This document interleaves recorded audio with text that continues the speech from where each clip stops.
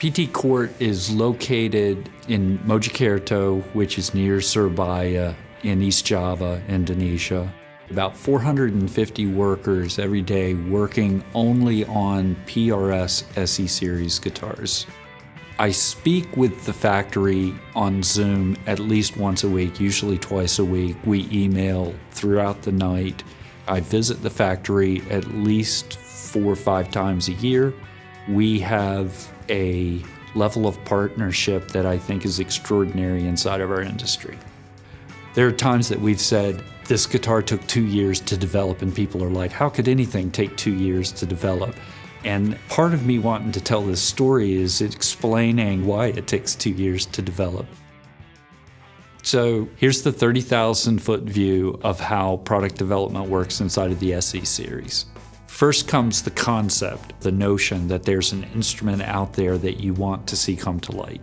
The second part of the process is communication. You've got to circulate that idea through the different parts of the company: artist relations, marketing, engineering, R&D, making sure that what you have as a concept holds water within all of those departments. The next step in the process is engineering. That's internal PRS engineering. The same team that does private stock and core and S2 and everything else inside of the company also works within the SE series on products. And the first phase of that engineering is in drawings, 3D modeling, things that you can visually look at and make sure the concept that you had in your head is valid and is worth proceeding with. After that, we're in R&D and we're in prototyping mode, and we're making sure the thing that we thought, the thing that we saw on a screen, now when we hold it in our hands, that's a valid product. Next, we're going to go to our manufacturing partners with this prototype. We're going to start working with them on how what we build in our factory, now how do they build it in their factory. After the prototyping phase, we start working on our processes with PT Court, making sure that the steps that we use to manufacture the guitar keep the spirit of the guitar intact. The next step in the process is artist approval. And it's more than just a technical approval. We don't want just to check in a box that they say, okay, go for it. We want to make sure that the artist is very happy with the instrument and is proud to have their name on it.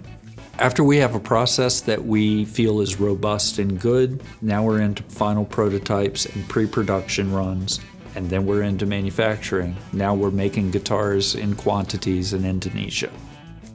Now we're into the launch.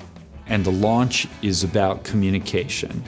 It's explaining to the guitar player and the dealer what it is that we've designed, why it is we designed it, what the intention of the instrument is, and how it is that you can come to experience it. So that's your 30,000-foot view of the process. There's a lot of times that you'll do some of those steps 3 or 4 times in order to get that instrument just right. I agreed to an SE model in principle because the idea that more people could afford to have an instrument of that quality really appealed to me. The SE now is light years ahead of anything that I was able to get my hands on the first couple of years that I was playing. So it's really amazing how far the ability to make a quality instrument at a reasonable price has come. Guitars should be inspirations. You shouldn't have to fight it.